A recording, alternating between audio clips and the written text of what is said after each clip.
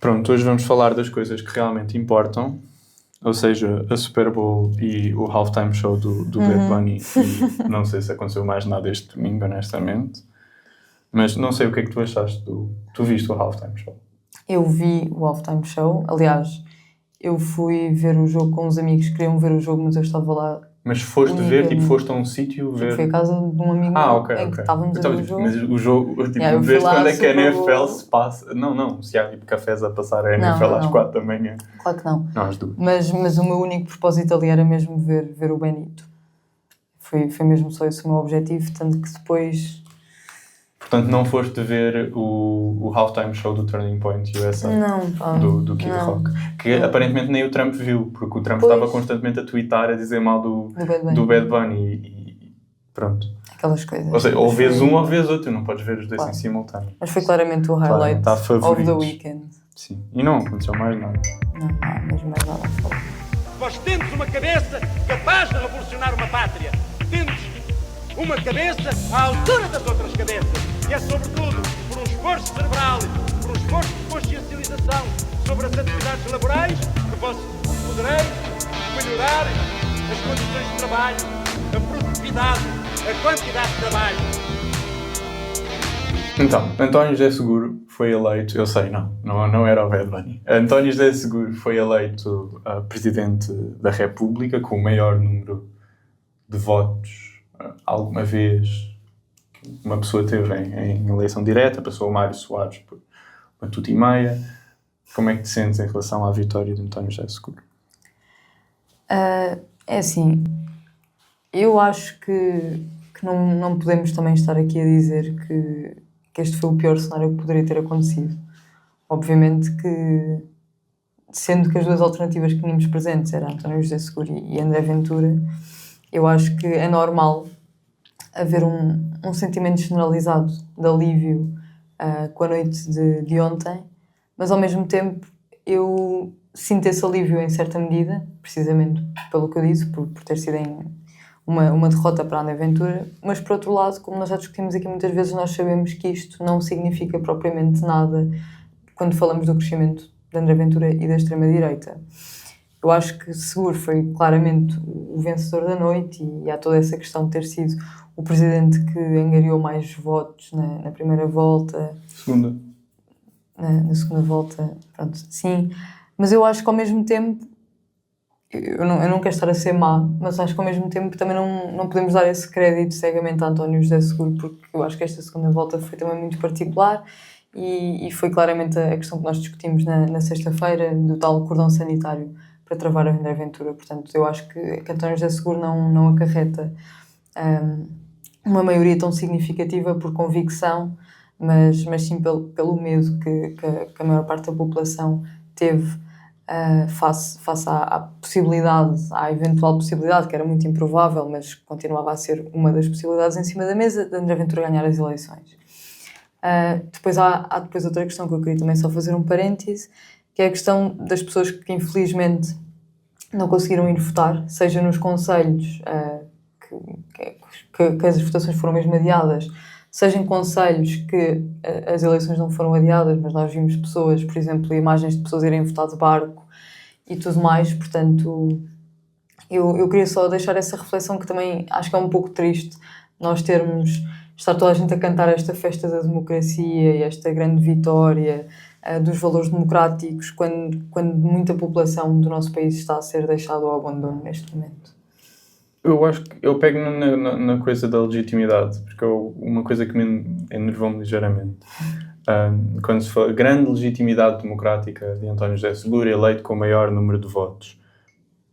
E isso é verdade, foi o presidente eleito na história com o maior número de votos. Também é relevante dizer que na altura de Mário Soares não havia tantos eleitores, por isso numericamente essa vantagem também estava deste lado. Mas eu acho que acima disso, e quando falamos de legitimidade, isto é relevante não é só para só mesmo só para lacrar no seguro, mas nem é isso, é porque eu acho que depois tem uma aplicação prática, que é esta ideia de que o seguro foi eleito com a maior legitimidade democrática, pressupõe que toda a gente queria votar em seguro. E como eu já tinha dito na primeira volta, E volto a dizer agora na segunda, eu acho que muito pouca gente queria votar em Seguro. Acho que os 35% de pessoas que votaram em Seguro na primeira volta não queriam votar em Seguro, não os 35%, mas havia muita gente que votou em Seguro pelo mal menor, quer seja pessoas de esquerda, quer seja pessoas de centro-direita, de direita. Houve muita gente a votar no Seguro porque o viram como a única alternativa.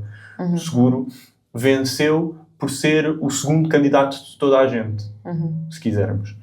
E eu acho que isto se repete na segunda volta, e quando falamos de legitimidade democrática, eu não acho que ela esteja lá nesse sentido em que ele agora pode exercer um mandato super reforçado a dizer eu estive este sufrágio dos portugueses, porque foi num contexto muito específico. Até Mário Soares na segunda volta, quando se opôs a Freitas do Amaral não é André Ventura, e não representava o que André Ventura representa. Claro que aos olhos da altura, e podemos olhar para a janela de Overton e pensar como é que as coisas mudaram, o Freitas do Amaral talvez fosse encarado um pouco como André Ventura, mas a verdade é que Freitas do Amaral não é André Ventura, não representava a mesma coisa que André Ventura, e acho que houve muita gente que votou contra André Ventura e não votou em António José Seguro. Isso são coisas que são diferentes e que precisam de ser discutidas do ponto de vista da legitimidade que depois acarreta, porque se nós formos pensar, nós estamos num cenário de grande divisão política. Estamos num cenário de grande polarização no sentido partidário, em que há muito mais partidos do que havia antes, muitos partidos com pequenas representações, não existe um grande partido que consegue segurar uma maioria, e podemos pensar, esta eleição quebra esse ciclo, ou apresenta-se como uma exceção, porque é uma vitória clara e decisiva de um candidato. E a verdade é que, para começar, é uma segunda volta. Ou seja, vai sempre haver esse efeito. Não é uma primeira volta em que toda a gente o apoiou à primeira, como, por exemplo, aconteceu com o Marcelo. Claro que as circunstâncias eram muito diferentes. Mas, tendo isto em consideração, temos de pensar que, nesta segunda volta, António José Seguro foi o candidato que representava não ser André Ventura. E não necessariamente os valores de António José Seguro. Do próprio. Sim, eu acho que essa questão da legitimidade é importante, porque nós não podemos olhar para esta segunda volta cegamente e completamente abstraídos do seu contexto, como tu dizias. Nós não podemos achar que António José Seguro ter tido muitos votos quer necessariamente dizer que António José Seguro teve muitos votos convictos ou tem muita legitimidade. Porque lá está, eu acho que o que esta segunda volta nos prova, acima de tudo, é que André Ventura mobiliza, principalmente quando é contra si, ou seja para o bem ou para o mal, André Ventura mobilizou nesta eleição. André Ventura mobilizou os seus eleitores, os 30 e tal % que votaram nele, e mobilizou também grande parte da percentagem de pessoas que votaram em António José Seguro. E outro ponto que eu também acho que é interessante, e acho que vai ser algo que vai ser muito analisado daqui para a frente, é a maneira como António José Seguro, da maneira que fez a sua campanha, sempre muito retraído de opiniões, muito retraído de posições e quase pela calada, e numa fase inicial de primeira volta quase que deixou que os outros candidatos andassem todos ali à porrada, e ele ficou para trás e depois começou a ganhar mais lugar. Também não o viam como uma alternativa. Nem eu acho que uma das razões pela qual ele consegue deixar que toda a gente se anule a si mesma é porque ninguém achou que ele ia ganhar. Sim. Logo, os presumíveis presidenciáveis atacavam outros presidenciáveis em vez de... era a mesma coisa que toda a gente voltasse e atacasse o António Filipe. Houve uma altura em que António José Seguro tinha 6%, e acho que beneficiou desse efeito. Lá está, de ser o mal menor para muita gente. Exatamente. E eu acho que o que acontece com isso é que nós agora vemos que António José Seguro é de facto eleito através dessa estratégia, e acaba por ser eleito numa posição bastante confortável no que diz respeito ao seu mandato, porque eu acho que António José Seguro vai ter muita margem de manobra. António José Seguro, neste momento, não deve qualquer tipo de lealdade, por exemplo, ao governo, que escolheu não o apoiar, mesmo sendo contra André Ventura. Nós já falámos sobre isso. Depois, isto é uma questão que era o que nós estávamos a discutir, que não é tão linear, mas acaba por ter a tal legitimidade eleitoral, e eu acho que agora a questão que nós vamos colocar e que nós vamos ver principalmente nesta fase inicial do seu mandato, ver como é que ele se comporta, como é que ele se posiciona em vários temas, nomeadamente, por exemplo, a legislação laboral, é de que modo é que ele vai explorar este espaço de manobra que lhe foi concedido. Ou seja, se ele vai utilizá-lo para quebrar um bocadinho aquilo que nós temos visto até agora e ser um pouco mais intervencionista e mais ativo, ou se vai manter na passividade.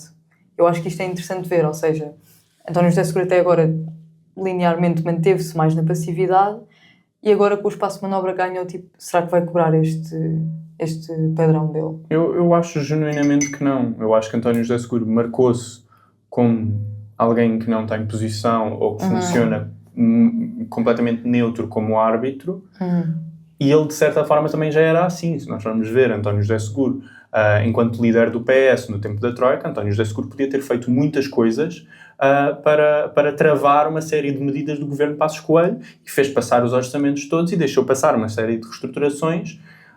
Ele diz que era para assegurar aos mercados e fazer com que Portugal seguisse para a frente, mas eu acho que na altura Portugal precisava de uma oposição e não teve uma oposição em António José Seguro.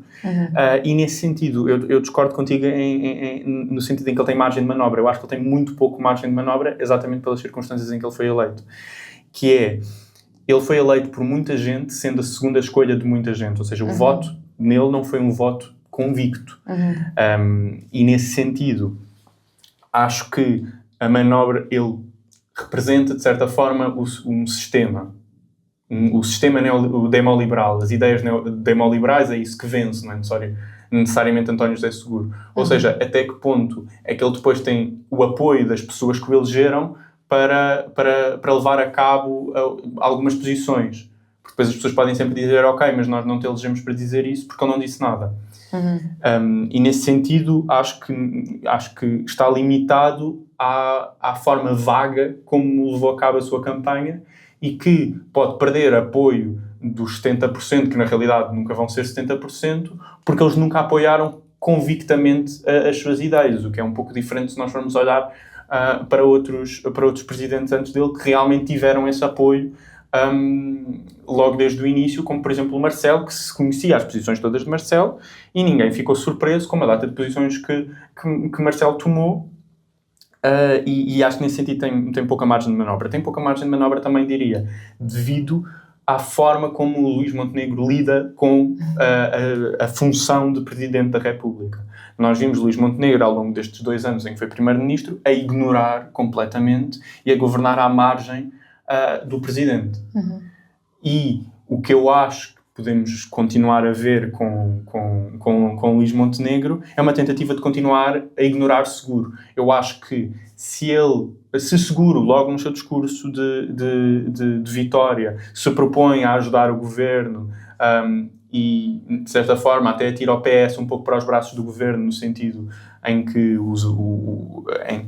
tenta criar um clima de apoio e de avançar com a governação, eu acho que Luís Montenegro está muito menos disponível para essa cooperação, tanto que nós percebemos isso logo no discurso de Luís Montenegro, que a resposta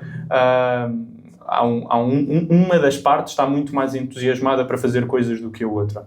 E acho que só podemos ver isso com o desenvolvimento do mandato de António José Seguro, mas eu diria que, combinando o seu estilo menos interventivo com a disposição de Luís Montenegro para ignorar a figura de Presidente da República, podemos ter um Presidente da República que acabe por ficar meio apagado.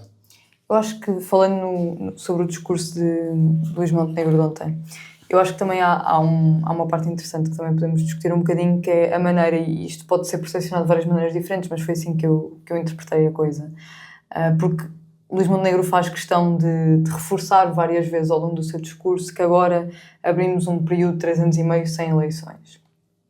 E claro que o que toda a gente deseja neste momento é a estabilidade política e que o que se passou nos últimos meses, termos governos a cair e um ciclo eleitoral muito extenso, causa descontentamento às pessoas, mas ao mesmo tempo eu acho que isso também pode ser muito encarado como uma espécie, não de uma ameaça, mas de um aviso a António José Seguro, no sentido de agora eu vou governar este tempo e tu não vais mexer na minha governação.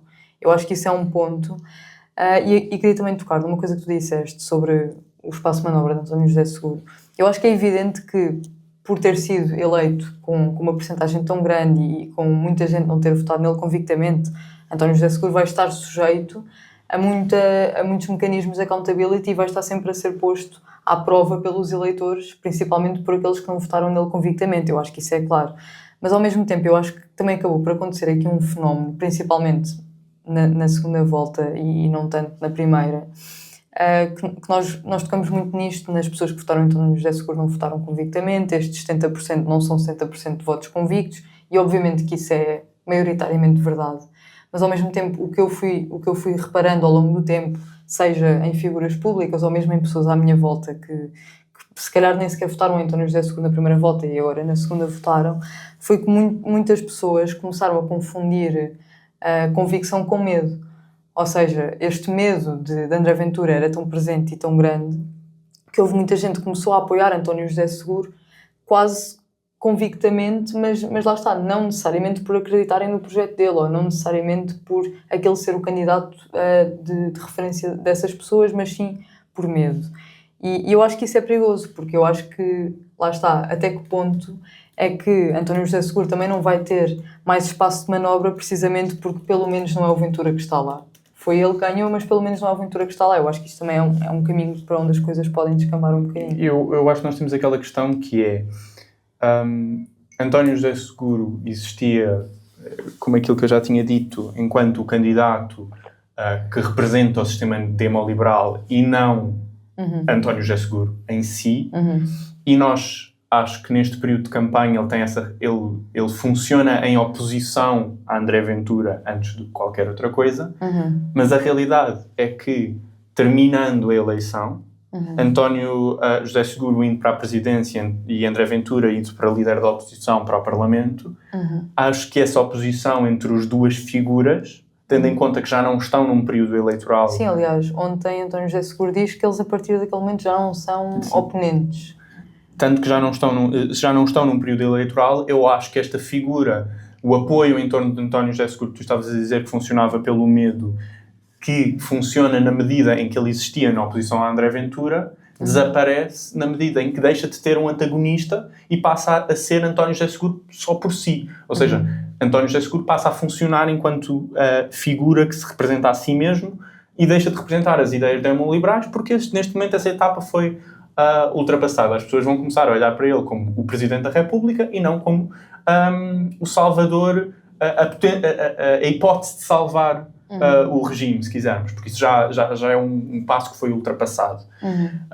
Mas eu acho que isso é uma ideia interessante, o ponto de que António José Seguro fez do tentar trazer toda a gente para o seu lado e dizer que André Ventura já não era um oponente. Eu acho que, para começar, isto é uma ideia ridícula. E é uma ideia perigosa. Ou seja, nós não... E depois, acho que é quase um desrespeito para quem votou nele. Porque nós não podemos simultaneamente fazer toda uma campanha em oposição a André Ventura enquanto o candidato antidemocrático, enquanto o candidato que se opõe ao sistema demoliberal, e depois, no momento em que vencemos as eleições, não somos todos amigos, ele não é uma ameaça, é parte do sistema e é parte de tudo. As pessoas votaram em António José Seguro para não eleger André Ventura. E depois nós virarmos e dizer, somos amigos como sempre, acho que anula, aos olhos dos eleitores, esta suposta ameaça que se passou tanto tempo... suposta não, esta ameaça que se passou tanto tempo. Vem aí o lobo, vem aí o lobo, vem aí o lobo, vem aí o lobo, mas depois eu chego numa posição de conforto e afinal o lobo é um cordeiro. E acho que isto não só é detrimental para a posição... Eu entendo que ele tente jogar com todos os lados, agora é presidente e tem de ser árbitro, mas nós nunca somos imparciais. E se António José Seguro não é imparcial com a democracia e quer defender a democracia, não pode tratar a ameaça à democracia representada por André Ventura como outra pessoa qualquer e como outro partido qualquer. E acho que é, no mínimo, vergonhoso fazer-se uma campanha vencedora exatamente porque se opõe aos valores antidemocráticos de André Ventura e depois dizer que André Ventura é um player tal como qualquer outro dos players no jogo. Eu acho que, acima de tudo, isso faz parte, lá está, desta essência toda de António José Seguro de tentar ser o grande candidato moderado e o grande candidato agregador. Só que eu acho que a questão aqui é que é muito bonito nós na retórica dizermos que somos todos amigos e que agora vamos todos trabalhar em conjunto para melhorar a vida dos portugueses, porque esse é o objetivo de toda a gente e a política não é sobre competição, a política é sobre melhorar a vida das pessoas. Tudo certo, na retórica é muito bonito. Mas a verdade é que mesmo que António José Seguro queira adotar esta posição, André Ventura não vai continuar a ver, aliás, vai continuar a ver a democracia e o sistema como nós o conhecemos como algo a destruir. Portanto, a certo ponto nós estamos a levantar as mãos a André Ventura, que vai continuar a fazer o trabalho sujo que tem vindo a fazer até agora. Eu acho que, nesse sentido, preocupa-me mesmo ver muitas camadas da sociedade a celebrar a vitória de António José Seguro como se fosse uma grande vitória da esquerda, como se isto fosse alguma coisa desse género. Eu acho que, primeiro, não é uma vitória da esquerda, precisamente pelo que tu dizes, porque, por mais que nós queiramos implementar esta retórica bonita, eu acho que nós não podemos normalizar e dar assim a mão à extrema-direita. Eu acho que nós já temos todas as provas que precisamos para podermos dizer com certeza que André Ventura é sim uma ameaça à democracia e não é uma pessoa que anda aí com as suas ideias meio malucas. Eu acho que ele já provou que tem capacidade de mobilizar e que tem capacidade de mudar a maneira como nós conhecemos as coisas. A questão toda que André Ventura fala muitas vezes de ter acabado com o bipartidarismo. A verdade é que é real, a verdade é que isto são efeitos reais. André Ventura tem mudado o sistema político ao longo dos últimos anos. Também não é uma vitória da esquerda porque, apesar de Seguro ser o candidato democrático e por aí afora, Seguro não questiona o sistema, não questiona o modelo económico. Seguro faz parte dele, ele não confronta seriamente o poder e tudo por aí afora. Portanto, nós não podemos encarar isto, e isto é um ponto que eu quero mesmo marcar, como uma vitória da esquerda apenas por ter sido uma derrota a longo prazo, pelo menos da extrema-direita. Eu acho que André Ventura foi parado neste momento, e eu acho que isso é algo que também vamos... E acho que, acima de tudo, não nos podemos, para além de perceber que António José Seguro, e peço desculpa por voltar a tirar o chavão, mas por António José Seguro ser um candidato do neoliberalismo como qualquer outro dos candidatos e não estar disponível, proposto ou propor-se a fazer, propor propostas de verdadeira democratização, no sentido de implementação dessa democracia, conferindo direito às pessoas e pondo-se vocalmente do lado das pessoas, ou seja, identificando problemas na habitação, identificando problemas na saúde, e depois de identificar esses problemas, porque toda a gente consegue identificar esses problemas, propor soluções que realmente são efetivadas, não são só aqueles discursos de Miss Mundo para captar votos. E acho que António José Seguro representou, como tu disseste, este agregador, e depois nós podemos cair no erro em achar que isto é uma vitória nossa.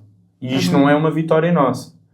Acho que chegámos a uma situação em que precisamos, mais do que nunca, de não nos correr o risco de interpretar isto como uma vitória nossa e assim apagar-nos. Acho que a esquerda tem de se demarcar ok, a eleição foi ganha, a cedência que era necessária foi feita, mas agora António José Seguro é uma coisa, a esquerda é outra e nós vivemos em mundos separados. Porquê? Porque corremos o risco de nos apagar neste mar de discurso de Miss Mundo que não significa nada e que é exatamente o que depois leva os eleitores a perder a esperança e a votar em candidatos como André Ventura. Se quisermos, António José Seguro, isto é uma crítica legítima de André Ventura, a meu ver, claro que usada para fins nefastos, que é António José Seguro, representa o sistema. Representa o sistema no sentido do sistema neoliberal, o sistema de corte nos direitos sociais, o sistema de corte nos direitos laborais, o sistema que destrói o Serviço Nacional de Saúde, o sistema que brinca com o direito à habitação como se fosse um mercado e não um direito básico para toda a gente, e que depois nos leva a uma situação de desamparo total, e eu quero falar disto mais à frente, que faz as pessoas votarem em André Ventura. É as pessoas sentirem-se sozinhas, é as pessoas sentirem-se esquecidas. Nós vemos a freguesia da cidade de Lisboa, onde mais se votou em André Ventura, foi Marvila.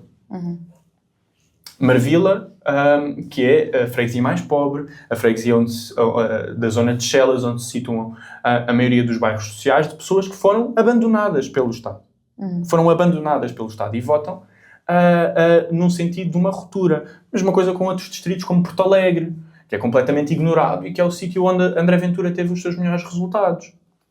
Nós temos de ter tudo isto em consideração e depois não interpretar isto como uma vitória nossa, porque corremos o risco de nos apagar.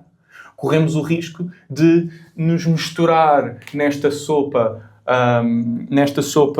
de discursos vazios e depois nos eliminar enquanto uma alternativa viável ao sistema. Ou seja, eu acho que nós temos de nos projetar com António José Seguro como o candidato da paralisação. Que, ok, as coisas não vão piorar no sentido de André Ventura, em que vamos andar à machadada ao regime democrático e a uma data de direitos. Mas as coisas não vão melhorar. Aliás, tem tendência para piorar a um nível com uma velocidade inferior. E o que nós temos de fazer, de novo, repito, é propormos um projeto que não se deixa apagar e que é marcadamente diferente do projeto de António José Seguro. Ou seja, medidas materiais concretas da efetivização de direitos. Eu acho que António José Seguro ter ganho a eleição no contexto que ganhou, neste contexto de medo, neste contexto de combate contra a extrema-direita, faz precisamente isso. Traz o perigo das pessoas se conformarem por ter sido o mal menor. Lá está.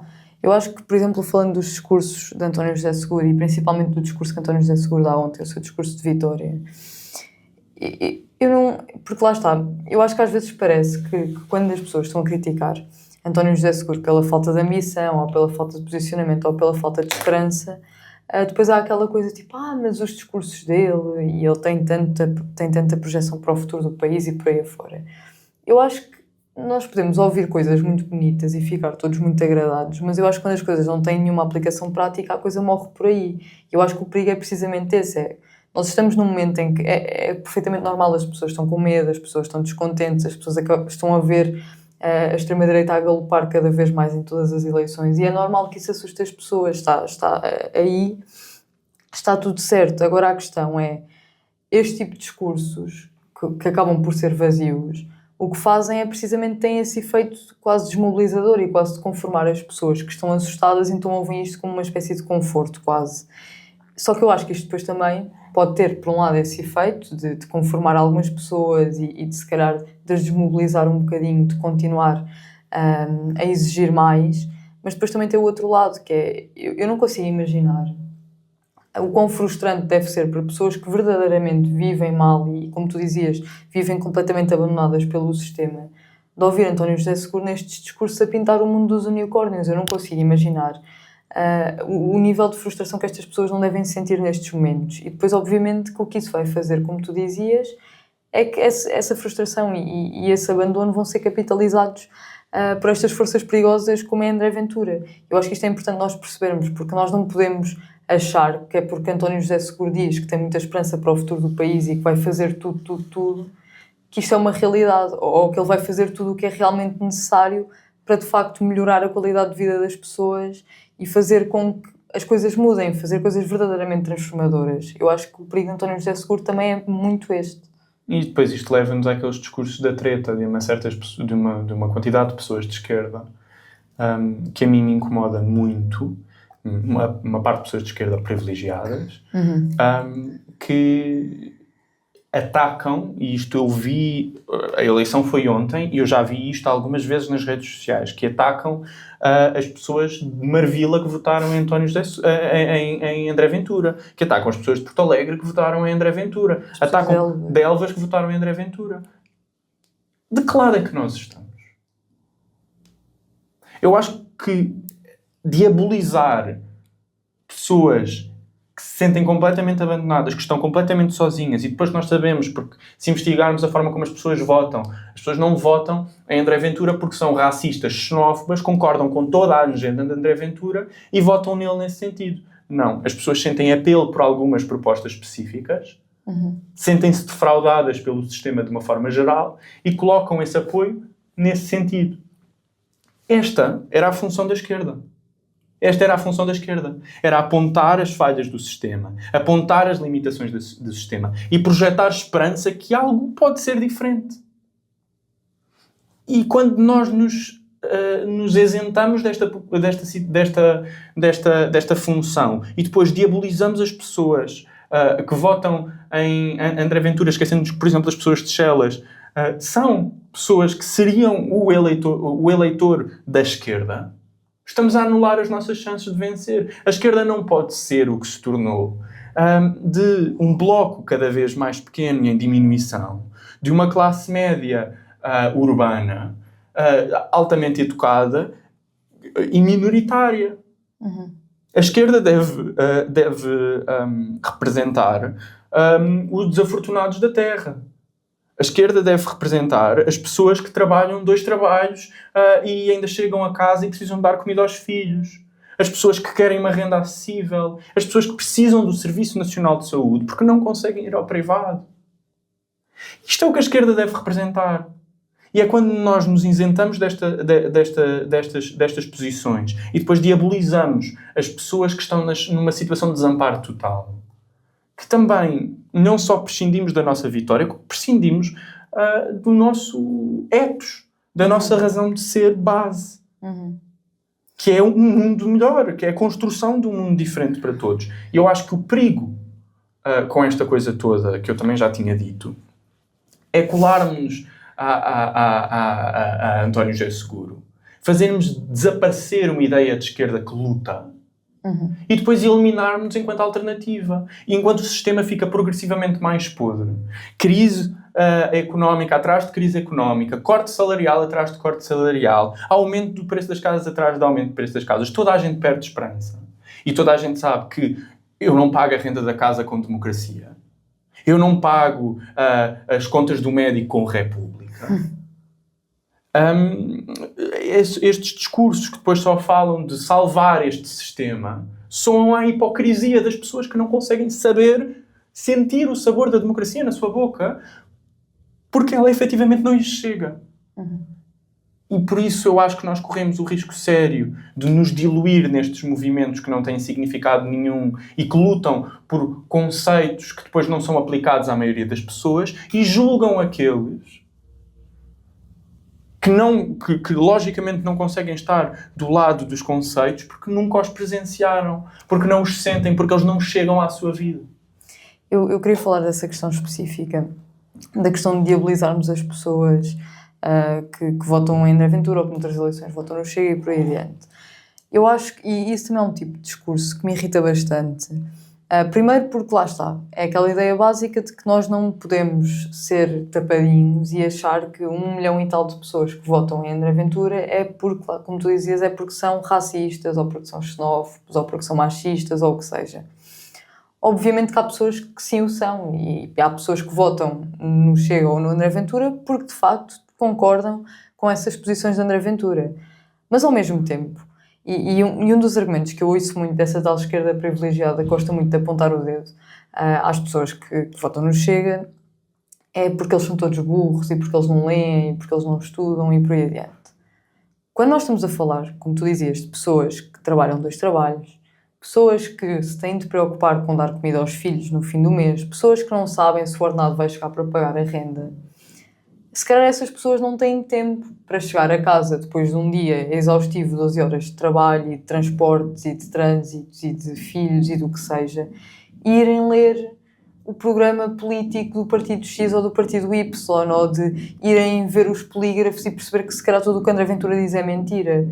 As pessoas estão frustradas, as pessoas sentem-se abandonadas e é mais do que natural que se vêem este sistema que sempre as desiludiu e do nada vem alguém que se apresenta como alternativa antissistema, que diz que faz muitas críticas ao sistema que estas pessoas conhecem como esta base, supostamente, que para elas nunca foi uma base. É mais do que normal que estas pessoas se sintam mobilizadas e, como tu dizias, o papel da esquerda sempre foi estar do lado das pessoas. E eu acho que não é agora que é o momento de as abandonar ou de criar ainda mais polarização ou mais antagonismo entre as pessoas, porque depois este tipo de discursos da esquerda privilegiada, de nariz empinado, nós sabemos mais porque nós lemos e porque não sei o quê, e porque vocês são todos burros, só vai alimentar ainda mais este sentimento de revolta dentro destas pessoas, porque o que estas pessoas precisam não é de levarem com estes discursos quase de uma maneira condescendente e moralista. Estas pessoas precisam de respostas reais, estas pessoas precisam de ser ajudadas e de sentir que alguém está lá para lhes dar a mão. Não o contrário, não que está lá alguém para lhes dar na cabeça pela frustração que elas sentem, que é mais do que razoável, eu acho.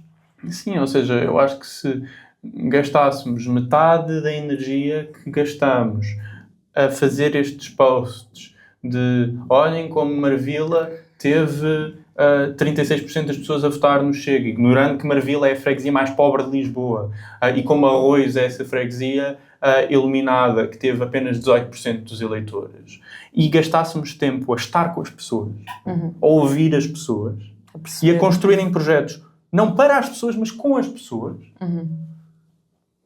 acho que as coisas mudavam um pouco. E está na altura de voltar para a rua. Está na altura de estar com as pessoas. Está na altura de ouvir as pessoas e está na altura de construirmos juntos alguma coisa. E é a partir daí que conseguimos mudar o sistema, é a partir daí que conseguimos derrotar a extrema-direita. Derrotar a extrema-direita não é só gritar fascista, não é só falar sobre os valores da democracia, é efetivar essa democracia. Porque o fascismo existe na medida em que essa democracia não é efetivada. E a verdade é que não foi. Nós falamos, há este chavão do André Ventura dos 50 anos desperdiçados. E eu acho que em certa medida ele tem razão. Eu acho que em certa medida nós alcançámos muitas vitórias, mas são vitórias que não são suficientes. E é essa que deve ser a nossa posição.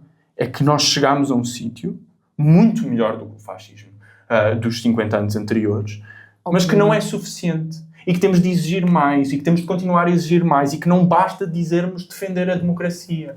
E essa é outra crítica que eu já tinha feito e volto a fazer à esquerda, que é: chega de sermos simplesmente os defensores da Constituição. Chega de estarmos só a defender o que já foi. Chega de estarmos só a responder. Temos de criar projeto. Temos de nos projetar para o futuro. E isso passa por nos afastarmos um pouco desta defesa da Constituição a toda a hora e por exigir mais. Porque esta ideia de que nunca vai ser suficiente, continuamos a trabalhar e projetando essa esperança nas pessoas, de que verdadeiramente temos a intenção de fazer mais, de fazer melhor, é que acho que ultimamente chegamos lá. E falando dessa questão que tu tocaste dos 50 anos desperdiçado, dos 50 anos de democracia, mais do mesmo que seja, lá está, eu acho que nem é necessário fazer este disclaimer do que tu disseste. Obviamente que estamos muito melhor do que estávamos na altura do Estado Novo. Eu acho que isso não é sequer uma discussão aqui, mas ao mesmo tempo põe-nos a pensar, porque só o facto de André Ventura ser a figura e que usa esse slogan quase é bastante autoexplicativo, porque, ou seja, forças como André Ventura só nasceram porque nós chegámos a este ponto nestes últimos 50 anos. André Ventura não acordou um dia e do nada teve 50 deputados na Assembleia da República. Como nós dizíamos, isto vem da descontentação das pessoas com o sistema e, nessa medida, eu percebo essa questão dos 50 anos, porque, de facto, são 50 anos de pessoas a serem desiludidas e de pessoas a serem abandonadas e é assim que nós caminhamos para este tipo de alternativas. Eu acho que agora, uma ideia que tu tocaste um bocadinho e que eu acho que agora é muito importante também, para além da construção de alternativas e tudo por aí adiante, é também a ideia de comunidade, o que tu dizias, a ideia de não construirmos coisas para as pessoas dos nossos escritórios e dos nossos computadores, das nossas cadeiras, ou o que seja, e estar com as pessoas, falar com as pessoas e construir com as pessoas. Porque, primeiro, obviamente, que vai sempre haver uma maior compreensão dos problemas das pessoas e das suas realidades se houver esse contacto direto. Eu posso ler muitas vezes sobre a realidade em X sítio, mas se eu for lá eu vou ter outro contacto diferente, vou falar com as pessoas, vou ouvir as suas histórias. E depois, a partir do momento em que as pessoas também têm algo a dizer sobre como é que as coisas são feitas e sobre como mudar as suas vidas, é uma maneira muito mais democrática, lá está, de fazermos as coisas funcionar do que simplesmente esta ideia quase arrogante de que nós é que sabemos o que é que as pessoas precisam e elas são completamente excluídas destes processos de decisão. Portanto, eu acho que cada vez mais é importante criar este tipo de iniciativas e criar também comunidades no sentido de entreajuda entre as pessoas, a nível das freguesias, a nível local, a nível dos bairros. Essas iniciativas existem e fazem trabalhos excepcionais em vários sítios, mas ao mesmo tempo há muitas zonas em que as pessoas continuam abandonadas e eu acho que isso pode ser um caminho para nós combatermos cada vez mais estas frustrações e estas insatisfações das pessoas, em vez de lhes apontarmos o dedo e dizermos que elas são todas burras que não foram à escola. E nesse sentido, quer dizer, não nesse sentido, perdão, gostava de passar para a última parte do nosso programa, que eu acho que é analisar os resultados para André Ventura em relação a André Ventura, a reação do governo nesse sentido também. Acho que esta parte é central. muito por uma coisa que eu disse no último programa, que era que estas eleições eram muito mais umas eleições para aferir a percentagem de votos de André Ventura do que a de António José Seguro. A vitória de António José Seguro estava essencialmente certa. O que importava era ver qual é que era a percentagem de André Ventura e depois que projeção é que André Ventura conseguia ter com base nesse resultado. Nós no programa passado falámos exatamente sobre isso e tu disseste uma coisa relativamente àquela retórica do líder da direita, que dependente do número de votos ou da percentagem que André Ventura conseguisse conquistar, ia ser uma narrativa que podia ou não ser confirmada. Primeiro de tudo, eu gostava só de apontar aqui que temos logo no seu discurso de derrota, temos logo André Ventura a cuspir uma falácia para enganar as pessoas, que é ele de facto, apesar de admitir a derrota, continua a dizer que ele agora, devido a esta percentagem, é o novo líder da direita. E porquê? Porque ele diz que teve uma percentagem maior do que Luís Montenegro teve nas anteriores legislativas. Isto entra por um ouvido das pessoas e se calhar convence algumas pessoas, mas ao mesmo tempo eu acho que também não podemos achar que as pessoas são burras, porque uma percentagem ser maior não significa necessariamente que o número de votos seja maior. Estamos a falar de uma diferença de menos de 308 mil votos, é o que eu tinha apontado, face à AD em 2025. 308? Mil. Que susto. Sim, portanto é isso, ou seja, não é por André Ventura ter tido mais percentagem do que a AD teve nas legislativas que necessariamente teve mais votos. Eu acho que ele mandou esta meio para ver se passava. Agora, André Ventura assumiu que tinha sido uma derrota para ele e eu acho que foi. Eu acho que André Ventura esperava conseguir efetivamente ultrapassar a AD em número de votos e não conseguiu fazer. Ao mesmo tempo, esta derrota, como nós dizíamos, e volto a sublinhar, não é uma erradicação de André Ventura e do seu projeto político. Ele pode ter perdido esta eleição especificamente e depois também há toda aquela conversa de que no fundo André Ventura quer ser Primeiro-Ministro, não quer ser Presidente da República, portanto é uma derrota eleitoral, mas nem sequer é uma grande derrota pessoal para ele, porque André Ventura não quer estar nesse cargo, mas isso não significa que o seu fenómeno político tenha desaparecido, lá está. Apesar de tudo e apesar do resultado ter sido menor do que o expectável para André Ventura, isto foi o maior número de votos que tanto André Ventura como o Chega já conseguiram arrecadar em qualquer eleição, ou seja, isto mostra que o Chega e o André Ventura continuam a crescer. Por ele ter perdido a eleição, não quer dizer que agora nós lhes cortamos as pernas e eles agora não conseguem crescer mais. Não é isso que está em causa. Sim, eu não acho que tenha sido uma... Eu até diria que eu acho que esta pode ser uma vitória de António José Seguro, mas também de André Ventura. No sentido em que eu não considero que esta posição de líder da direita, que é um conceito abstrato, seja baseada num número objetivo, não é um conceito numérico. Ou seja, André Ventura não alcançou o número que a AD tinha alcançado nas eleições legislativas de 2025. Mas eu acho que isso depois significa muito pouco. Porque, para começar, isso foi uma barra que foi estabelecida por uma série de jornalistas. Sem prejuízo para os jornalistas. Estou só a dizer que isto foi uma barra que foi estabelecida por uma série de jornalistas e que não é uma barra objetiva. Foi só porque se decidiu na comunicação social que a vitória seria nesta fasquia. Mas eu acho que a capacidade de projeção de André Ventura face a este resultado vai ser aferida nas próximas semanas e não está baseada, como nada no Chega está baseado, num argumento racional de nós tivemos mais votos do que o outro. Pura e simplesmente porque as pessoas não precisam só de aceitar acriticamente, mesmo que, vamos imaginar, André Ventura teve mais 50 mil votos que Luís Montenegro. O critério numérico aqui não serve para nada. Se ele vier e disser, eu sou o líder da direita, se as pessoas não considerarem que ele é o líder da direita, ele não é o líder da direita. De novo, nós estamos a falar de uma posição objetiva que tem conteúdos formais. Por isso, acho que vai depender muito da forma como ele é capaz de se apropriar desta vitória e de se projetar no Parlamento, invocando o resultado que teve. Eu já vi muita gente, inclusive a gente na esquerda de quem eu gosto muito, o Manuel Loff escreveu isso no Público hoje, a dizer que este era um resultado potencialmente desastroso para André Ventura, porque a extrema-direita noutros países, acho que foi a Manuel Loff que disse isto, posso estar a confundir com outra pessoa, mas não me citem diretamente. Mas acho que a ideia era que António José Seguro, não, André Ventura tinha crescido, mas não tinha crescido ao nível que, por exemplo, Marine Le Pen cresceu em França, ou que o Jair Bolsonaro cresceu no Brasil. E, embora eu acho que isto seja verdade, eu acho que Portugal não é o Brasil nem a França, e acho que estar perto dos 2 milhões de votos após 6 anos de ter criado um partido, sendo capaz de enquadrar uma narrativa política no nosso país de uma forma completamente diferente daquela que era feita antes de 2019, é enorme. Claro que sim. Acho que ter crescido em 6 anos para 1.699.000 votos, que acho que é o número que ele alcançou, é enorme. Isto é uma dimensão que não pode ser ignorada. É um crescimento exponencial.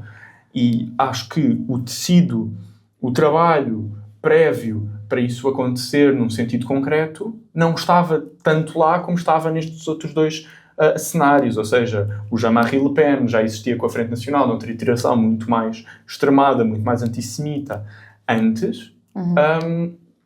Em França, no Brasil, por exemplo, nós temos um antecedente da ditadura militar e do bafio que a ditadura militar deixou e da sua projeção ainda na política brasileira, que seguiu e continuou nem sequer dormente, só presente. E acho que isto é algo que é bastante preocupante, porque acho que André Ventura se consegue legitimamente proclamar líder da direita. Não estou a dizer que eu considero que isso seja verdade, mas que acho que através da projeção que ele tem, ele consegue fabricar esse discurso. E depois nós podemos concordar com isso ou podemos discordar disso, mas se existe um consenso social em relação a esse facto, torna-se facto. Claro. Daí eu não estar a falar de um número objetivo.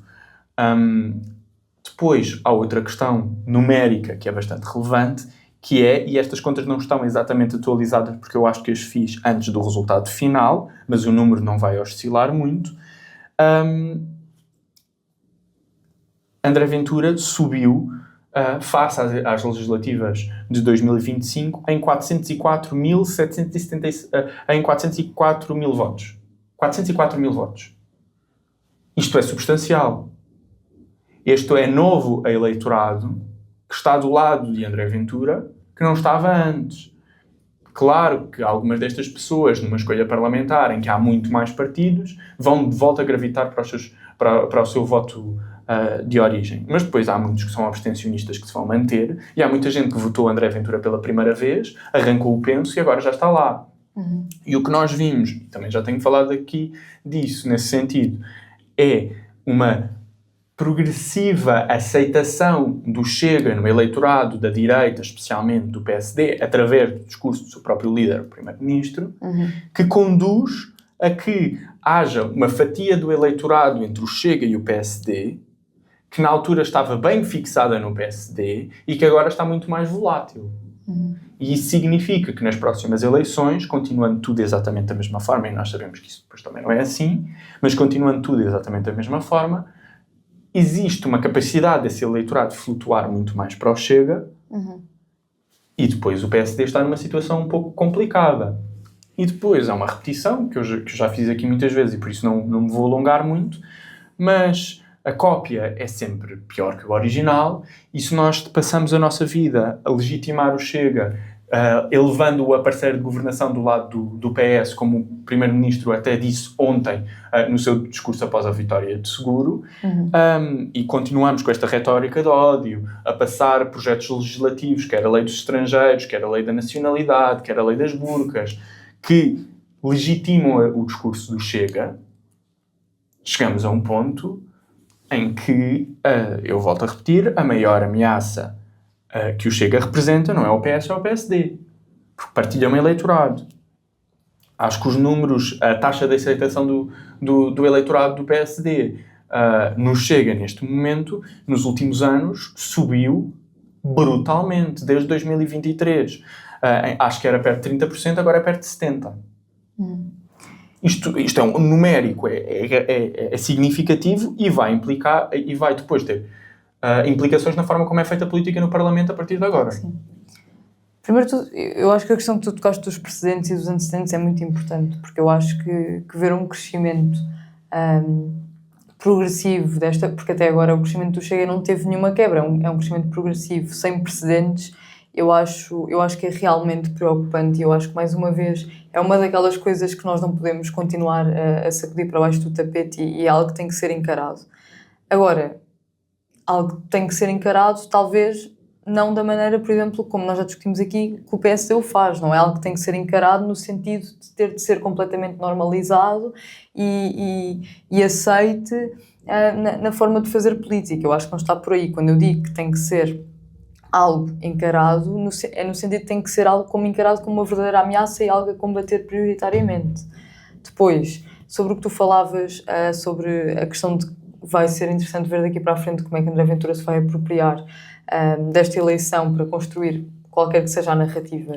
Eu acho que André Ventura tem uma característica pessoal dele muito particular, e de facto é algo que corre muito bem na realidade, que é a sua capacidade brutal de se moldar a qualquer que seja o cenário, a qualquer que seja a narrativa.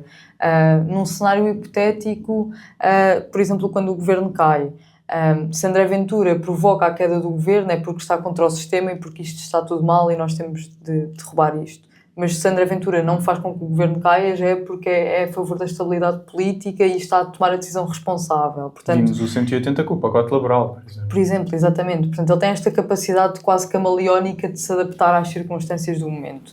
E eu acho que nesta eleição especificamente, ele pode de facto pegar na retórica do líder da direita, porque lá está, as pessoas não vão estar a analisar isto com um critério objetivamente numérico e estarem, não, o Luís Montenegro teve mais X votos do que tu, portanto ele é que é o líder da direita, quando ultrapassares és tu.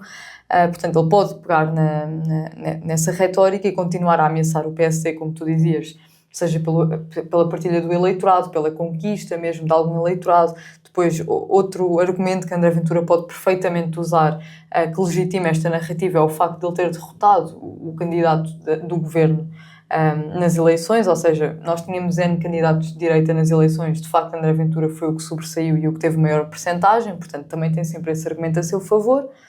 Caso contrário, e assumindo uma narrativa mais de derrotado e quase de coitadinho, André Ventura pode fazer exatamente o que fez ontem, que é dizer que o resultado que obteve e que esta eleição específica foi o fruto do sistema todo a unir-se contra ele, seja à esquerda, seja à direita. É assim, de facto, nós já dissemos aqui muitas vezes que António José Seguro acabou quase por representar isto. Mas eu acho que o que é perigoso aqui não é o que é que André Ventura diz, é sim a agenda que depois é puxada através destas narrativas, essencialmente. Sim, eu acho que para terminar, eu gostava de ir a um ponto que não foi central desta campanha, não foi desta campanha na sua segunda fase, não foi central nos discursos, mas que Luís Montenegro mencionou e que acho que é relevante, que é o pacote laboral. E Luís Montenegro mencionar que vai haver uma evolução, tendo em conta as reservas dos candidatos e das centrais sindicais, mas mantendo na conversa a flexibilidade laboral e o que é que vai acontecer nesse sentido. Eu acho que nós temos de nos perguntar, face à presidência de António José Seguro, que depois, eu relembro, não foi por vontade própria, porque ele no início tinha dito que o pacote laboral era um assunto para os partidos e para a sociedade civil e que ele era o árbitro e não tinha nada a ver com isso. Depois de ter havido um consenso brutal em torno da greve geral e dessa forma ser possível encostar o governo à parede, António José Seguro veio a público e disse que o projeto de lei, continuando como estava, também é uma precaução verbal, seria vetado. E a minha questão é o que é que acontece em relação ao pacote laboral agora, com António José Seguro presidente, uma impopularidade junto às centrais sindicais e dos trabalhadores, e um governo que continua a insistir na necessidade de flexibilização das leis laborais, flexibilização, usando o termo do governo, desregulação, usando o termo correto. Acho que é uma questão que é relevante discutir. Esta questão é uma das questões que quase mais me preocupa na eleição de António José Seguro, porque lá está, primeiro nós vimos este malabarismo de posições que ele andou a fazer durante a campanha, que primeiro não era com ele, depois já votava, depois já falava sobre isso como uma grande preocupação, que no fundo nada nos diz que seja de facto uma grande preocupação real ou que não seja só uma maneira, lá está, de ser agregador, por ter percebido o quão consensual era a questão do... Aliás, o suposto papel do Presidente de votar o pacote laboral.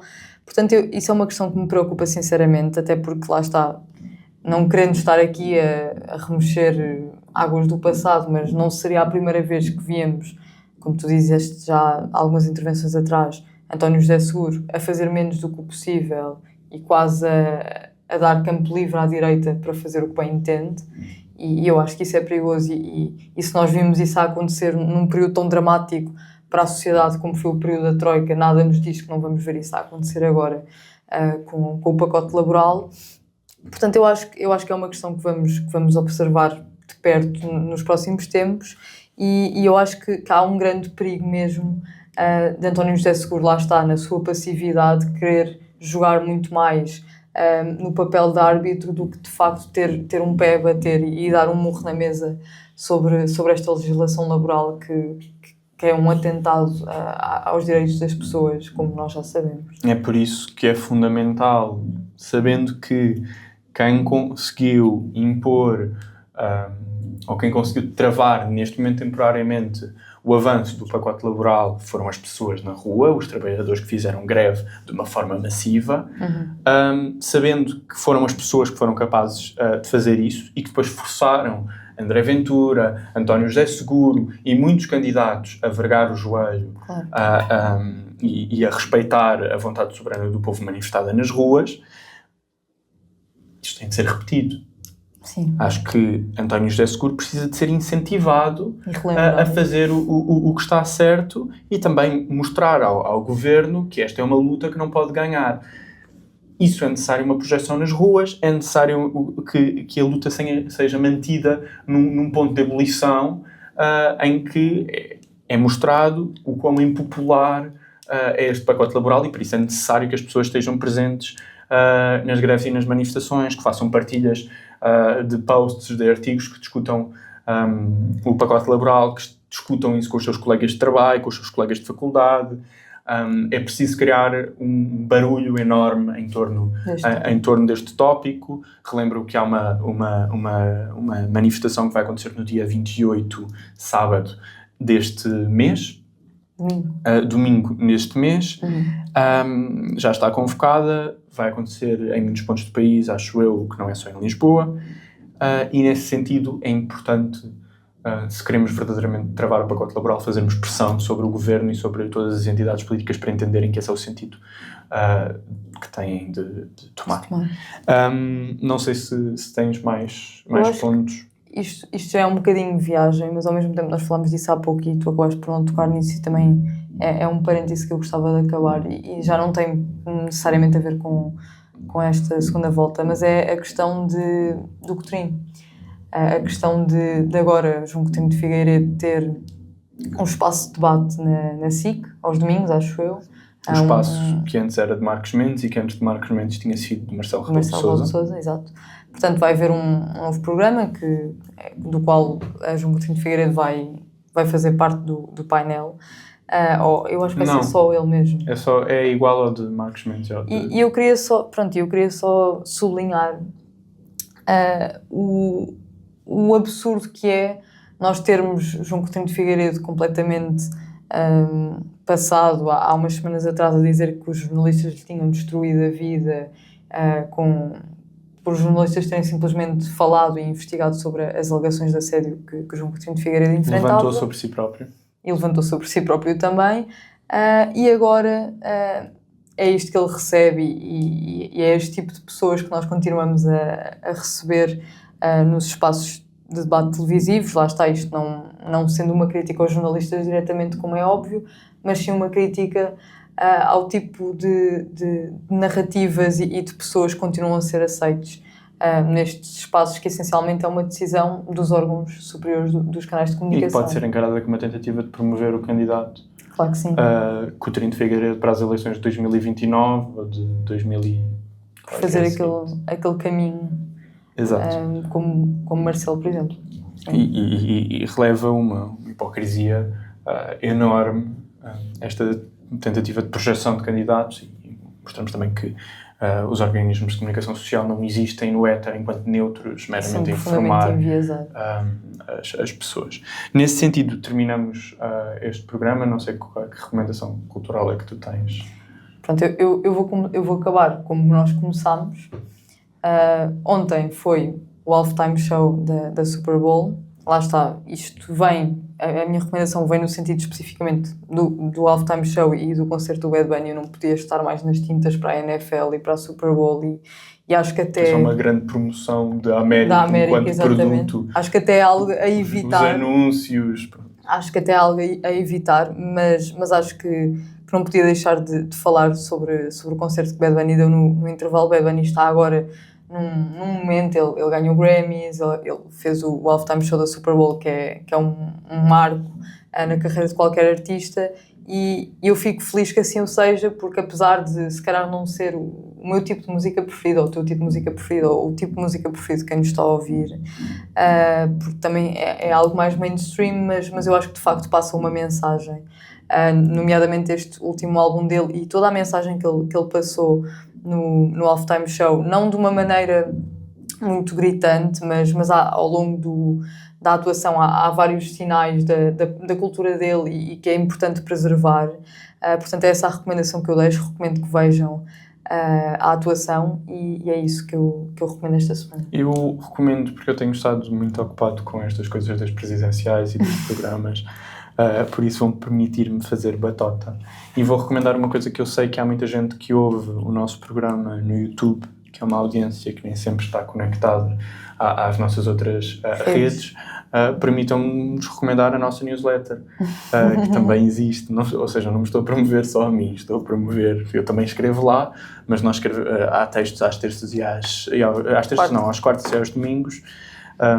E se acessarem a nossa Linktree vão também poder acessar a todos os nossos outros conteúdos que são produzidos, outras coisas que também estamos a preparar, e que não existem só no YouTube, que estão presentes também no Instagram, que estão presentes no Substack, na nossa newsletter, que também pode ser chegada com o Germinal, tudo pegado, germinalsementevencer.substack.com, mas que está na nossa Linktree, que está linkada neste programa, se for possível. Não tenho a certeza se dá para linkar coisas no YouTube, mas está linkada neste programa, está linkada na nossa bio, e nesse sentido acho que acabamos este programa e depois retornamos na sexta-feira normalmente para falar de coisas que não são presidenciais. Finalmente, acho que já estamos todos um pouco exaustos desta coisa toda.